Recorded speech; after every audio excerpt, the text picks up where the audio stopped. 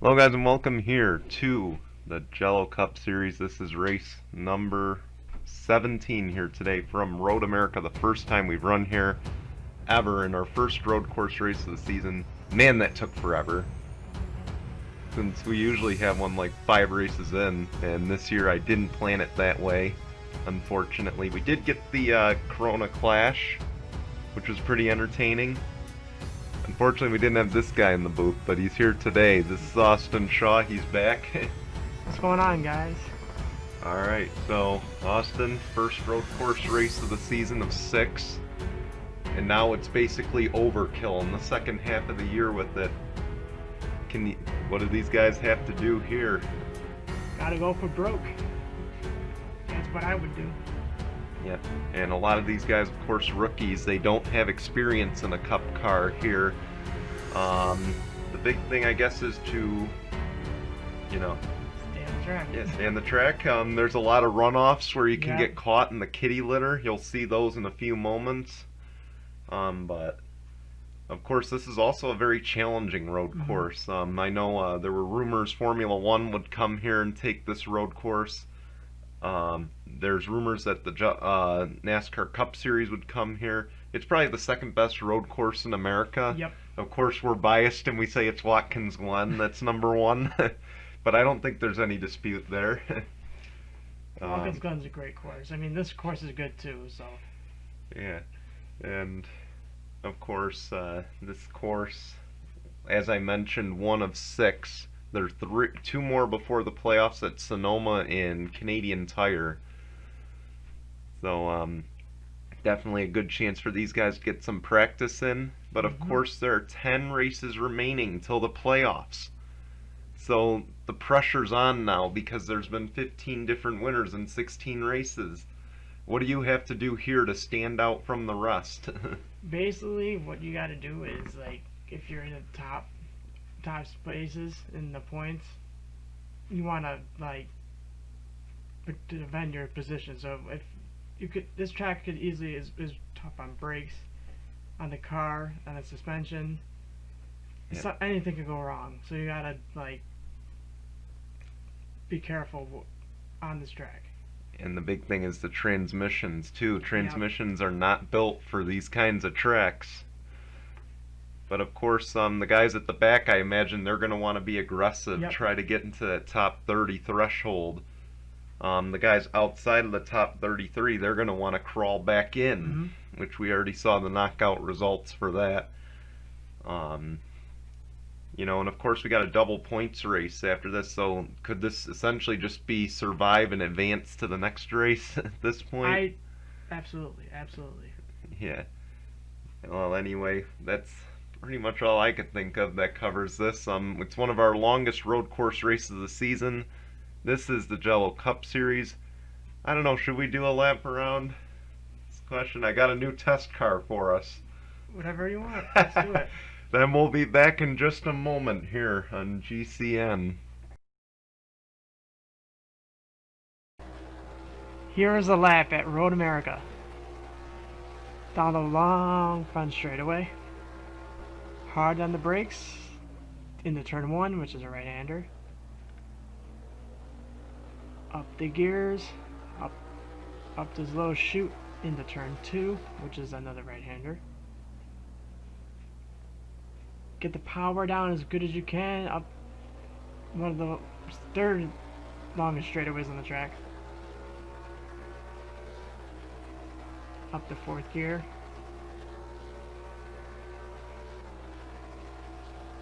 Hard on the brakes for this left-hander.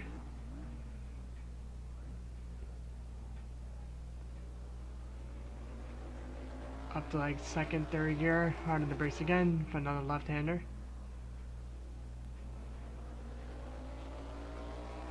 Then another right-hander. Carry a little bit of speed. Hard on the brakes for the left-hander.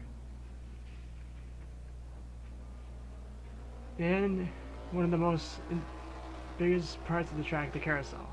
You want to hold the gas around this long corner, up the gears to one of the most dangerous parts of the track, the kink. We want to make sure you get out this exit with the kink good, down the straightaway, coming up the next corner, which is Canada corner, which is a right-hander, hard on the brakes. And then off the corner for a quick left-hander. And then hard on the brakes again for the last part of the course, which is last turn, which is a right-hander. When they get off into the left side, up the gears, up the hill, full speed, and this is a lap at Road America.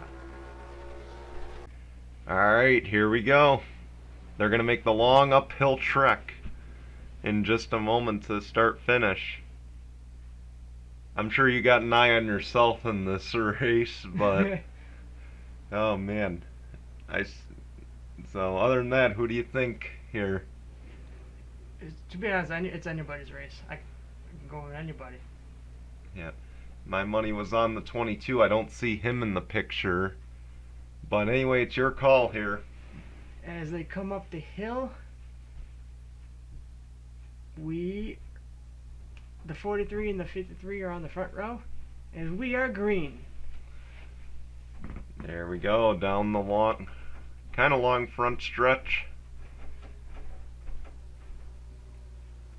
See if they make it through. Oh, 3 wide. Oh. See if we can get a better angle of it. Can't. They're still 3 wide out of the corner. Can't really do that. Fitzy goes to second. Now they got to get a draft. They can get a draft on the straightaway. It's quite long. Let's see if they can do it. I think they can, honestly. The big thing though is you don't want to be too close, because Yep. that guy in front of you hits the brakes, you're going to jack him up. Yep. And they're very careful that. Another thing, you don't want to overrun that corner, because you're going to go right. I believe a sand trap used to be Yep. there. I don't think it is on this version of the track. Doesn't look like it. And that's a good thing, because if you got caught in that, you're stuck there Yep. for pretty much the rest of the race. And especially with this being NR 2003, the tow time is not pleasant. Of course, this is one of our biggest road courses of the year. You see there, it looks like the 43's getting away just a little bit. But the 2 Rick Ware racing cars running in the top 5, that you don't say very often.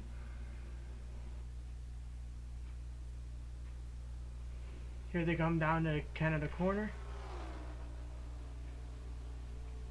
Yep, Canada corner here. There you see, most of the track has been kind of paved. There used to be more sand pit, I believe, right? Mm-hmm. Yep.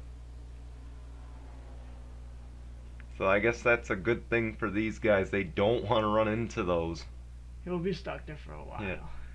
I did some test laps at the Glen with the sand pit, and let's just say it's not pleasant in this game. Here we come to complete lap 1. And the 43 will lead the first lap. And he's been on kind of a downward slide of late. So that's always good to see him running up front.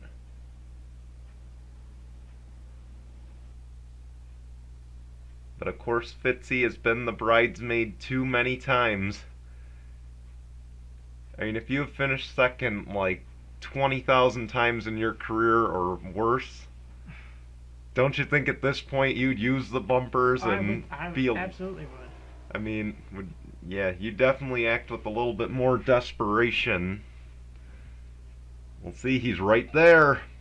Will we get to him? Oof. Yeah, he Close. checked up. He knew he didn't want to run over the back of the 43 there. One of my favorite cameras on a road course, the bumper cam. Now you get to see how those bumps impact the car, but look, oh man, that's where the 43 is gaining time.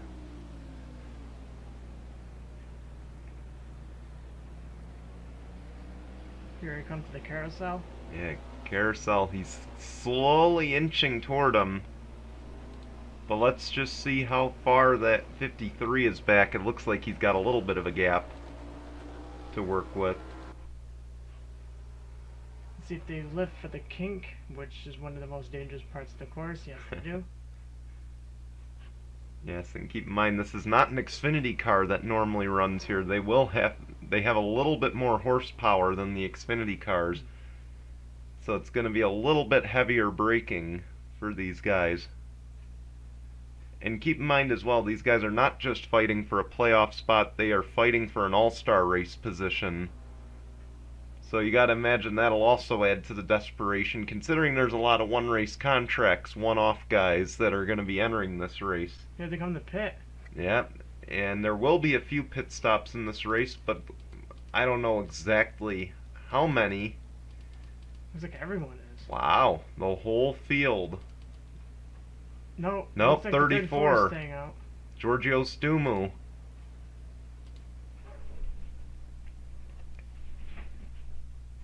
If you hear that noise, it's the nutbag dog upstairs. Well, he have enough fuel to make it around to the another lap to get to the pits. Yeah, and with this track being so big, it's not really a track you want to gamble with trying to make it around the whole way. I mean, there are a few pull-off points, but again, if you got to get towed around here, it's going to be at least a 10-minute tow. Yep. And you'll lose at least a lap or two. But I guess the good news is if anyone gets into a serious accident, has a lot of damage, Right.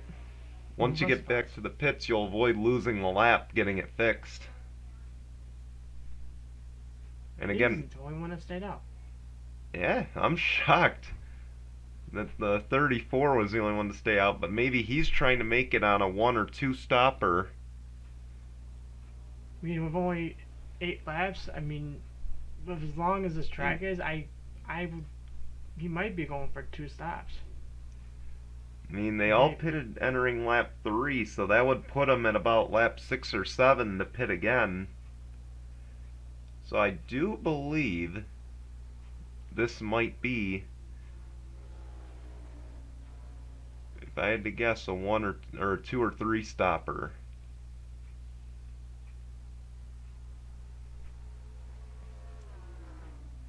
Wonder if he's gonna get out in front of the others that come back off the pit lane. It might be close. The other thing though is these guys, they're gonna have a faster outlap Yep. if those tires wear quicker.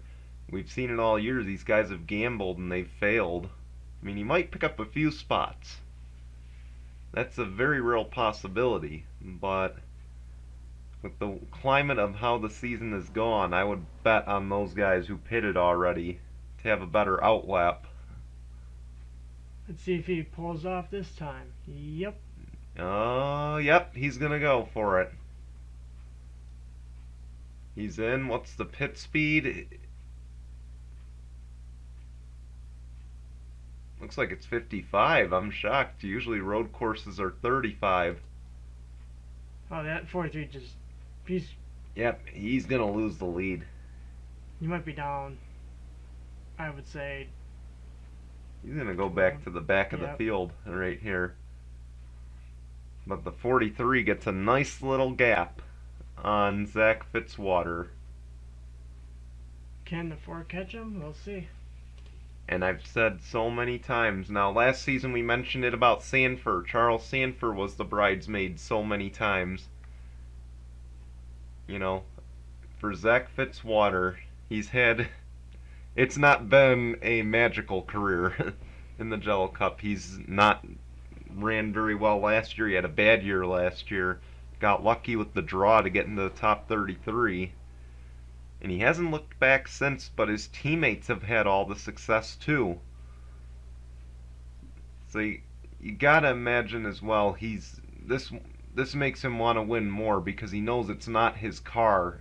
It's gotta be killing him, thinking that it's him. The forward looks like it is catching the 43, but into this turn, the 43 looks like it's actually it looks like the forward is catching. I mean, if we were essentially to Formula One the track and divide it into sectors, I would say that Sector 2 would probably be the best for the 4. Yep. You know, oh man, he's starting to gain. I mean, he's going to need to do something really crazy on these pit stops, though, to really have a shot at this. Since it's one thing on these road courses to catch him, there's not many passing opportunities. Unless you dive bomb into the corners, which usually doesn't always end well. Yeah, if you go full send, you're basically asking for it right there. And you won't go full send. Obviously, he's not close enough to do it. Behind him, though, there's a little bit of a battle that we've seen kind of in the background. There, it looks like Guzman Hamid has a little bit of pressure from Tyler Faden.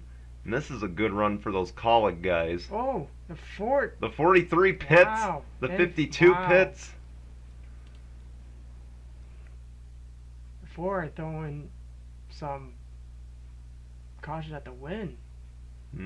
Okay, so it is going to be a 3-stopper, it looks like. Or these guys are short pitting. A lot of drivers actually stayed out more than last pit cycle. That's shocking. Yes, and you see there he's got a little bit high. I thought he kicked up a little grass. Doesn't look like it.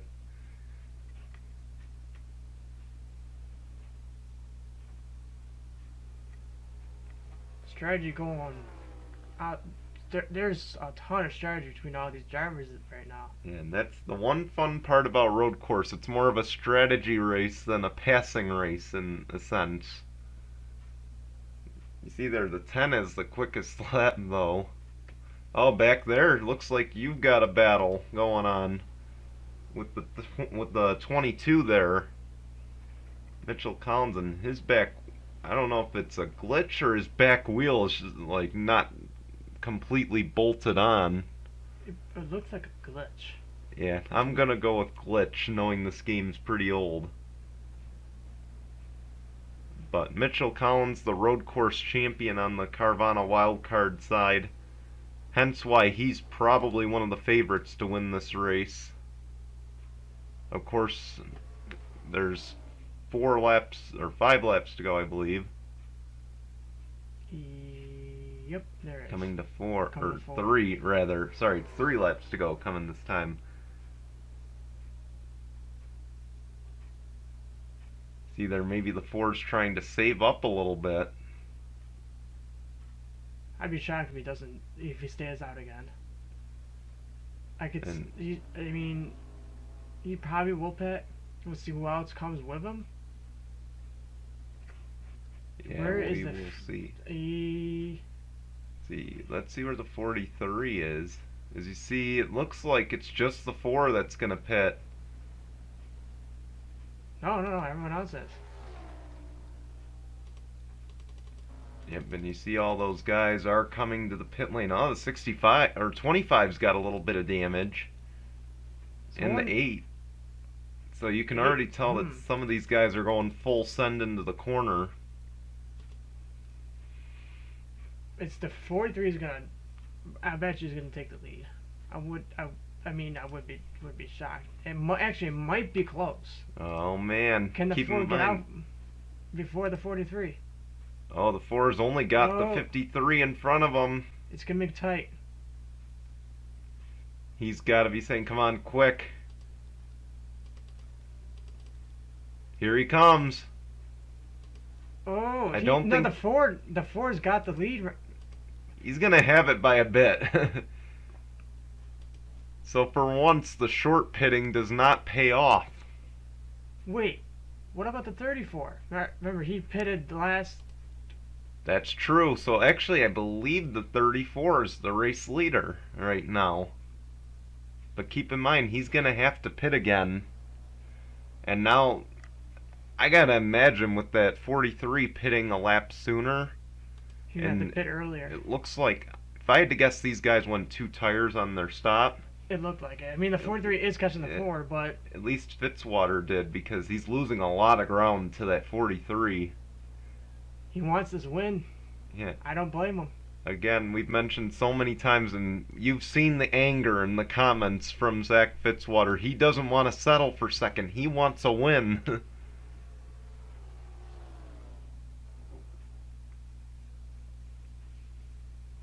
And he may just get there today. But again, he's got a rear view mirror full of that 43. And he's got to hope that this 34 doesn't have enough to get to the finish. We're coming to 2 to go. I would assume the 4 will take the lead if the 34 pits. My money would be on the fact that the 34 can't make it. And here he comes. Is he gonna go? If he's got a huge lead, he's got a huge lead right now. Oh boy, here we go. Wow. This is gonna be the battle to cycle out to the race lead. 43 takes it. The 4 had nothing for him. I bet you that's those 2 tires that made the difference. You're seeing 2 versus 4, and 2 does not pay off. Just look at it. It definitely was a 2-tire stop for Zach Fitzwater to try to get out ahead of this 43. And it's unfortunate it just won't pay off for Fitzy. Now, here's the question: will everyone else, like the 43 and the 4, can they make it the rest of the way with 2 to go? That's the question as well. I mean, my money would be on the 4 making it before the 43. But also those tires, this car cannot be handling very well, I could imagine. Absolutely. 2 tires, I mean, whenever I race on road courses, like on NASCAR Heat, always go for 4 tires on road courses. Yeah. Don't go 2 tires. I mean, 2 tires on road courses, you put more load on the left sides. So 4 tires is the way to go on road courses. I mean, same with the short tracks absolutely. As well. And I can second that. Racing so many years on online NR 2003, I actually had a race up in Edmonton on the airport, and I went 2 tires to get the lead, and I got a sizable lead because everyone else went 4. But the problem is I just could not turn in that in the hairpin there, and I got killed at the end. I mean, I came home with the top 5, but I did not get the result I deserved. Especially on long road courses. I mean, if it's a short road course, I would go 2. But if it's like Road America, 2 tires, they can only last for so long. Especially with all those rumble strips too. Yep. That's got to be eating them away. But look at Fitzwater. He just lost a ton of time that lap on the 43. Here they come to the final lap. Will the rest of the field pit? I think the 43 is going to come in. Oh, the 4 is staying out. He is going to take the lead. Oh, man. He might win this race. Here comes the white flag. White flag. Could Fitzwater get lucky? Oh, man. I gotta tell you, I know we're in the booth, and I can't be biased, but Fitzy's a good friend. I would sure love to see him take this one. Does he have enough fuel? Will his tires last? That's the other question. Because I know he changed rights. He definitely did the right sides, but I'm imagining those left sides have got to be almost bare. I mean, look at how far his lap time. His last lap time was off by almost a second from his best lap time. So he's definitely got a lot of tire fall off. but he's still got a decent gap on the rest of them behind him. So the guys behind him must have gone too as well, hoping to beat the guys on pit exit. I can tell you one thing: Fitzwater's heart is beating out of his chest right now. Can he make it? I wish we had a gauge to show that, like at the Daytona 500 this year when they did that to Jimmy Johnson. If we had a gauge, I can imagine that thing's probably like 170 right now. He is half a lap away. Can he make it? And he's got to be coasting through those corners at this point. The old Tony Stewart method, clutch it through the corners. Here come the Canada corner last time. See, he backs it down a little bit earlier. And again, we're kind of I think it's hard to tell. Is he saving gas, saving tires, or both at this point? Here he comes to the final corner. Oh man, if he pits, it's all over because those guys are too close to. He's gonna do it. Wow, the strategy worked. Fitzy, Zach Fitzwater, finally a Jello Cup winner at Road America, the first ever race here. What a race. This man has been in the Jello Cup series all but I believe season 1. So for him to finally get a win, I was shocked. I thought the 2 tires won't last. He must have packed it full of fuel. That's a good call. I'm surprised they didn't last. Usually 2 tires don't last. Yeah. The 2-tire strategy, or the 2-tire strategy, the 2-stop strategy. That's the one thing. If this race had gone under caution, though, probably would not have helped him. So, congratulations. Finally, is all I can say, and I'm sure Fitzy is saying the same thing. Finally, Zach Fitzwater hits victory lane in the Jello Cup Series, and he will be in the All-Star race now. And he's our 16th different winner. I don't know if that's going to punch him into the playoffs. Oof. He's going to need some more points and a little bit more help. Congrats. You deserve it. But congrats to him. It looks like you came home with a 4th, so... That's good. Good day for you guys. 2 of the Western New York cars in the top 5, so that's always a good day. And also Mitchell Collins getting a top 3, a much deserved one for our road course champ. But anyway, we're going to let these guys coast. We want to thank you guys for watching. I want to thank you for joining me, Austin, here. It's been a pleasure. And maybe we'll see you for Indianapolis here. We'll see. Oh man, Brickyard 400 is next week. Hope you guys enjoy your weekend. Here come your results and standings. Goodbye, everyone.